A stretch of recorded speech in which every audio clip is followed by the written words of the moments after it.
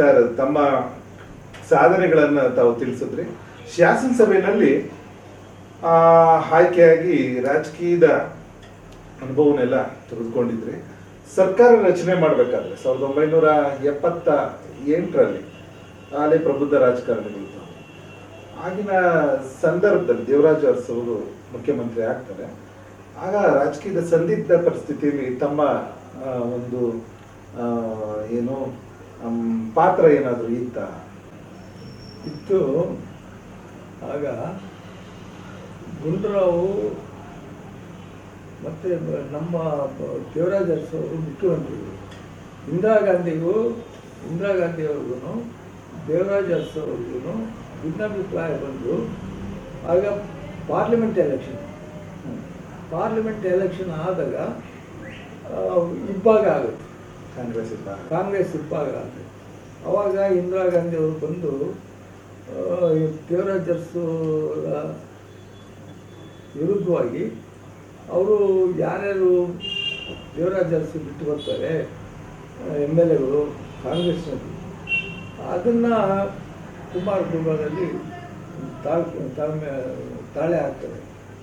ಆಗ ನಾನು ನಮ್ಮ ಮಲ್ಲಣ್ಣವ್ರು ಹೇಳಿದರು, ಇನ್ನು ಮುಂಚೆ ಹೋಗಿ ಡಿಕ್ಲೇರ್ ಮಾಡ್ಕೊಂಡು ನಾನು ಹೋಗಿ ಇಂದಿರಾ ಗಾಂಧಿಯವ್ರ ಹತ್ರ ಡಿಕ್ಲೇರ್ ಮಾಡಿದೆ. ನಾನೇ ಮೊದಲನೇ.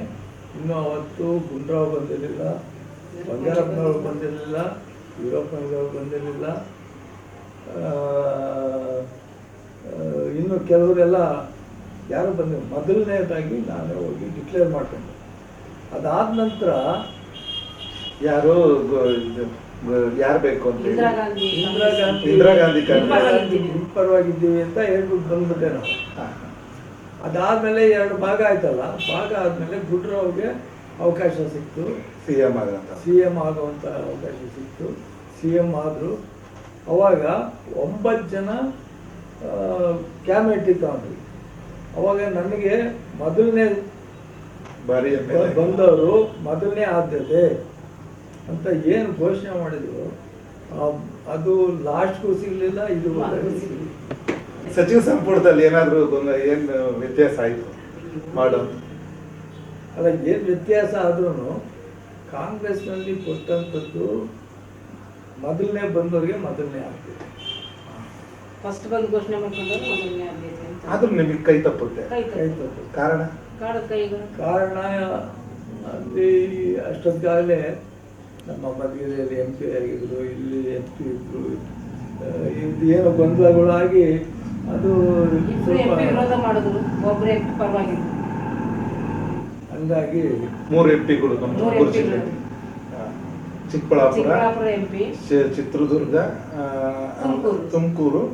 ಅದರಲ್ಲಿ ಚಿತ್ರದುರ್ಗ MP ಮಾತ್ರ ಪರವಾಗಿತ್ತು. ಶಾಸನಸಭೆಯಲ್ಲಿ 78 1994ರಲ್ಲಿ ತಾವು ಶಾಸಕರಾಗಿ ಆಯ್ಕೆ. ಜನಾಂಗದ ಚರ್ಚೆಗಳು ಏನಾದರೂ ಬಂದಾಗ, ಮಾದಿಗ ಜನಾಂಗದ ಚರ್ಚೆ ಬಂದಾಗ ತಮ್ಮ ಡಿಸ್ಕಷನ್ ಏನಿತ್ತು ತಿಳಿಸಿ ಸರ್. ಯಾವ ರೀತಿ ಡಿಸ್ಕಷನ್ ಮಾಡ್ತಿದ್ವಿ ಶಾಸನಸಭೆಯಲ್ಲಿ ಅಂತ ಸಂದರ್ಭ ಏನಾದರೂ ಬಂದಿದ್ದು? ಯಾವಾಗ 78ರಿಂದ 83 ತನಕ, 94ರಿಂದ 99 ತನಕ ಮಾದಿಗ ಜನಾಂಗದ್ದು ವಿಚಾರಗಳೇನಾದರೂ ಶಾಸನಸಭೆಯಲ್ಲಿ ಚರ್ಚೆಗೆ ಬಂದಿದ್ರೆ ಅದನ್ನು ತಿಳಿಸಿ. ಅವಾಗ ಇಷ್ಟೊಂದು ಜನಾಂಗದ ಪರವಾಗಿ ಆಮೇಲೆ ಒಂದು ಕಮಿಟಿ ಮಾಡಿದ್ವಿ, ಯಾವನೂರು ಕಮಿಟಿ. ಅವಾಗ 101 ಜಾತಿನೂ ಸೇರಿಸಿದ್ವಿ. ಅವಾಗ ನಾವು ಇದಕ್ಕೆ ನಮ್ಮ ಸೇರ್ಪಡೆ ಆಗಿರ್ತಕ್ಕಂಥದ್ದಕ್ಕೆ ಮತ್ತು ಇನ್ನೊಂದಕ್ಕೆ ಏನು ಮಾಡಬೇಕು ಅಂತಲೂ ಗೈಡ್ ಮಾಡುವಂಥವ್ರು ಯಾರೂ ಇಲ್ಲ, ನಾವು ಮಾಡಲಿಲ್ಲ. ಅದರೊಳಗೆ ನಮ್ಮದು ಒಂದು ತಪ್ಪು ಅಂದರೆ 101 ಜಾತಿ ಎಲ್ಲರೂ ಸಮಾನ. ಏನಾಗ್ತದೆ ಅವಾಗ ಅಸ್ಪೃಶ್ಯರು ಸ್ಪೃಶ್ಯರು ಆ ಒಂದು ಕ್ಯಾಟಗರಿಯಲ್ಲಿ ನಾವು ಹೋರಾಟ ಮಾಡಿದರೆ ಅವಾಗ ಬಲಗೈನವರು ಎಡಗೈನವರು ಅನ್ನೋ ಒಂದು ವಾದ ಬಂದಿದೆ. ಅವಾಗ ಒಂಥರ ಆಗಿರ್ತಿತ್ತು. ನಾವು ಇಷ್ಟು ಜನನೂ ಸೇರಿಸಿದಾರಲ್ಲ, ಅವ್ರು ಕಮಿಟಿ ಮಾಡಿದ್ದಾರೆ, ಕಮಿಟಿಗೆ ಬೆಲೆ ಕೊಡಬೇಕು, ಅವನು ಯಾರೂ ವಿರೋಧ ಮಾಡಲಿಲ್ಲ, ವಿರೋಧ ಮಾಡಿ ಇನ್ಕ್ಲೂಡಿಂಗ್ ರಂಗನಾಥ್ ಎಲ್ಲ ಇದ್ರು. 78ರಲ್ಲಿ ರಂಗನಾಥ್ ಅವರು MLA ಇದ್ರು. MLA ಇದ್ರು, ಅವರು ಮಂತ್ರಿ ಆಗಿದ್ರು. ಅವರು ಯಾರು ಕೂಡ ವಿರೋಧ ಮಾಡಲಿಲ್ಲ. ಖರ್ಗೆ ಇದ್ರು. ಖರ್ಗೆ 78ರಲ್ಲಿ ಮೊದಲನೇ ಬಾರಿ ತಮ್ಮ ಜೊತೆಯಲ್ಲಿ MLA. ಹೌದು. ಹಂಗಾಗಿ ಅವ್ರು ಯಾರು ವಿರುದ್ಧ ಮಾಡಲಿಲ್ಲ. ಅದು ಹಂಗೆ ಉಳ್ಕೊಂಬಂತು.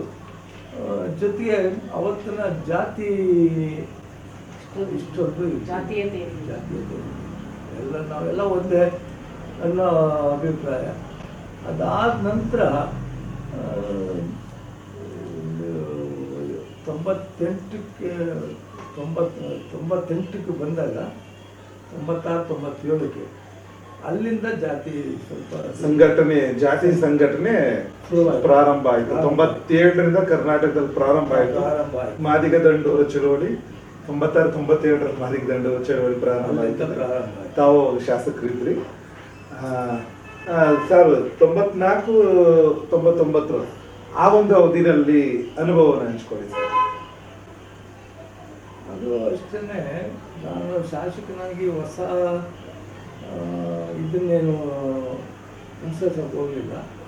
ಸಮುದಾಯದ ಕಾರ್ಯಕ್ರಮಗಳು ಏನಾದ್ರು 94ರಿಂದ 99 ಒಳಗೆ ಏನಾದ್ರು ಮಾಡಿದ್ದೇನಾದ್ರು ಅದು ನಮ್ಮ ಸಮುದಾಯ ಇದು ತಿಳಿಸಿ. ಇದು 96 ಅವಾಗ ನಮ್ಮ ಸಮಾವೇಶ ಮಾಡಿ ನಮ್ಮ ಗುರುವಿಗೆ ಕಾರು ಕಿರೀಟ ಕೊಟ್ಟು ರಾಜ್ಯ ಸಮಾವೇಶ ವಜ್ರ ಮಹೋತ್ಸವ ಅಂತ ಹೇಳಿ ರಾಜ್ಯ ಮಟ್ಟದ ಸಮಾವೇಶ ತುಮಕೂರು ನಗರದಲ್ಲಿ ಮಾಡಿ ಸಮುದಾಯದ ಒಂದು ಪ್ರತಿಷ್ಠೆಯನ್ನ ತೋರಿಸಿದಂತ ಒಂದು. ಅವತ್ತು ನಮ್ಮ ಶಿವಕುಮಾರ ಸ್ವಾಮೀಜಿ, ಬಾಲಗಂಗಾಧರ ಸ್ವಾಮೀಜಿ, ದೇವೇಗೌಡರು ಮುಖ್ಯಮಂತ್ರಿಗಳು, ಇಲ್ಲಿದ್ದ ಎಲ್ಲ ಸರ್ಕಾರದ ಕ್ಯಾಬಿನೆಟ್ ಮಂತ್ರಿಗಳೆಲ್ಲ 3 ಜನ ಸ್ವಾಮಿಗಳನ್ನು ತಹಸೀಲ್ದಾರ್ ರಾಮಸ್ವಾಮಿಗಳು ಬಹಳ ವಿಶಿಷ್ಟವಾದಂತ ಒಂದು ವೇದಿಕೆಯನ್ನ ತಾವುಗಳು ರೆಡಿ ಮಾಡ್ಕೊಡ್ತೀರಿ. ಸೊ ಈ ಕಾರ್ಯಕ್ರಮದಿಂದ ಏನಾದ್ರು ಬದಲಾವಣೆಗಳು ಏನಾದ್ರು ಆಯ್ತು ಅದನ್ನು ತಾವು ಸಮಾಜಕ್ಕೆ ಕಾರ್ಯಕ್ರಮದಲ್ಲಿ ನಮಗೆ ಯಶಸ್ಸು ಕಾಣಿಕೆ, ಜನಾಂಗದ ಒಗ್ಗಟ್ಟು ಮತ್ತು ಜನಾಂಗಕ್ಕೆ ಮುಂದಿನ ಒಂದು ಭವಿಷ್ಯದ ಬಗ್ಗೆ ಆಶಾಕ್ಕೆ ಒಂದು ಹುಟ್ಟುವಂಥ ಒಂದು ಇದನ್ನು ಮಾಡಿದಂಥ ಕಾರ್ಯಕ್ರಮ.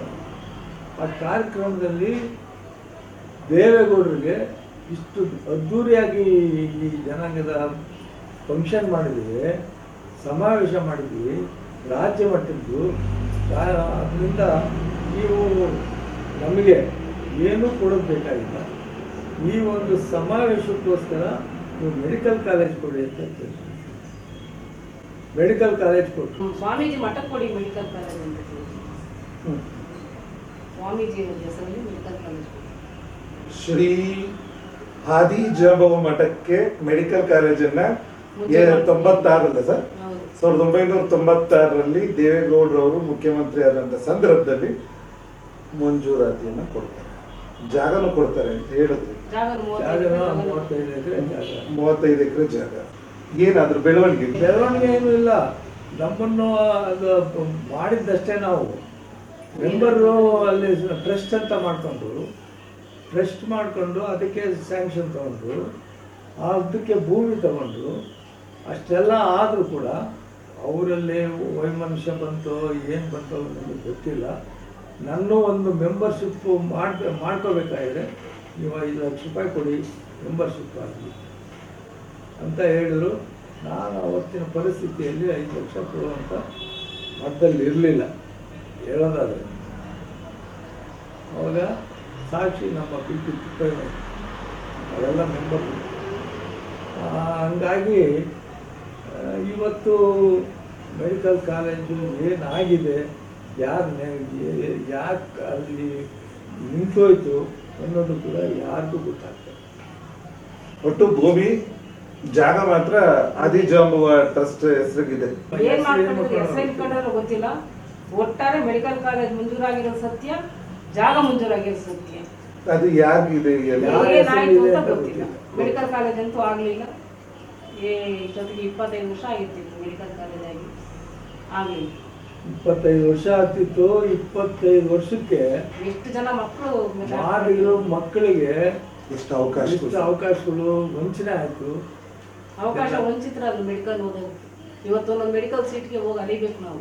ಅಷ್ಟೆಲ್ಲ ಮಾಡಿ ನಾವು ಮನೆ ಕೂತ್ಕೊಂಡು ಅದಾದ್ಮೇಲೆ ಭವಿಷ್ಯನೇ ನನ್ನ ಭವಿಷ್ಯನೇ ಅದಾದ್ಮೇಲೆ ಮೆಡಿಕಲ್ ಕಾಲೇಜ್ ಅವೆಲ್ಲ ಆದ್ಮೇಲೆ ಎಲ್ಲರೂ ಸೇರ್ಕೊಂಡು ಭವಿಷ್ಯನೇ ಹಾಳು ಮಾಡ್ತಾರೆ. ತಾವು ರಾಜಕೀಯ ಕ್ಷೇತ್ರದಲ್ಲಿ ಸುಮಾರು 2 ಬಾರಿ ಶಾಸಕರಾಗಿ ಸುಮಾರು 4 ರಿಂದ 5 ಬಾರಿ ಪರಾಜಿತರಾಗ್ತಾರೆ. ಆ ಏರಿಳಿತಗಳಲ್ಲಿ ಇನ್ನು ನಾನು ಗೆದ್ದಂಥ ಕ್ಷೇತ್ರಕ್ಕೆ ಮಾಡಬೇಕಿತ್ತು, ಅದಾಗಲಿಲ್ಲ ಅನ್ನೋದೇನಾದರೂ ಕೊರತೆ ಕೂಗು ಏನಾದರೂ ನಿಮ್ಮ ಮನಸ್ಸಿನಲ್ಲಿ ಇದೆ ಸರ್? ನನಗೆ ಅವಾಗ ನಾನೇನು ಯಾವ ಇಲಾಖೆಯಲ್ಲಿ ಪ್ರವಾಸೋದ್ಯಮದಲ್ಲಿ ಬೆಟ್ಟಕ್ಕೆ ಲೈಟ್ ಹಾಕಿಸ್ಬೇಕಿತ್ತು. ಅವಾಗ ಇದು ಇರೋ ವ್ಯವಸ್ಥೆನಲ್ಲಿ ಇರೋ ವ್ಯವಸ್ಥೆ ಮೈಸೂರು ಮೈಸೂರು ಲ್ಯಾಂಪ್ನೆಲ್ಲ ಮೇಲಕ್ಕೆಲ್ಲ ಕರ್ಕೊಂಡು ಹೋಗಿ ಎಲ್ಲ ತೋರಿಸಿ ಸಣ್ಣದಾಗಿ ಅವರು ಕೆಲಸ ಪ್ರಾರಂಭ ಮಾಡಿದ್ರು. ಅಷ್ಟೊತ್ತಿಗೆ ಏನಾಗ್ತದೆ ಈಗ ರೋಪೆ ಹಾಕ್ಬೇಕು, ಅದಾಗಬೇಕು, ಇದಾಗಬೇಕು ಅಂತ. ಬಟ್ ಅವತ್ತು ನಾನು ಕಂಡಂಥದ್ದು ಲೈಟ್ ಹಾಕಿ ಅಲ್ಲಿ ಮೆಟ್ಲು ಸ್ವಲ್ಪ ಹತ್ತಿಸಿದ್ರೆ ಸರಿಯಾಗಿ ಜಾಗ ಎಲ್ಲ ಮಾಡಿ ಒಂದು ಪ್ರವಾಸ ಮಕ್ಕಳಿಗೆ ಒಂದು ಪ್ರವಾಸಿ ತಾಣ ಆಗ್ತದೆ. ಮೆಟ್ಲುಗಳು ಮಾಡಿದ್ರೆ ಸಾಕು ಲೈಟ್ ಹಾಕಿ ಅನ್ನೋದು ಅಭಿಪ್ರಾಯ ಇತ್ತು. ಅವಾಗ ಜನಗಳಲ್ಲೂ ಅದೇ ಅಭಿಪ್ರಾಯ ಇತ್ತು. ನಾನು ನನ್ನ ಅಭಿಪ್ರಾಯನೂ ಅದೇ. ಇಲ್ಲಿ ಸರ್, ಬೆಟ್ಟ ಏನಾದ್ರು ಹತ್ತಿದ್ರ ತಾವು? ಏಕಶಿಲ 5 ಸರಿ ಅಧಿಕಾರಿಗಳನ್ನ ಕರ್ಕೊಂಡು ಮ್ಯಾಲಕ್ಕೆ ಹೋಗಿದ್ದೆ. ಏಷ್ಯಾ ಖಂಡದ ಅತಿ 2ನೇ ದೊಡ್ಡ ಏಕಶಿಲಾ ಬೆಟ್ಟ ಮಧುಗಿರಿ ಏಕಶಿಲಾ ಬೆಟ್ಟ.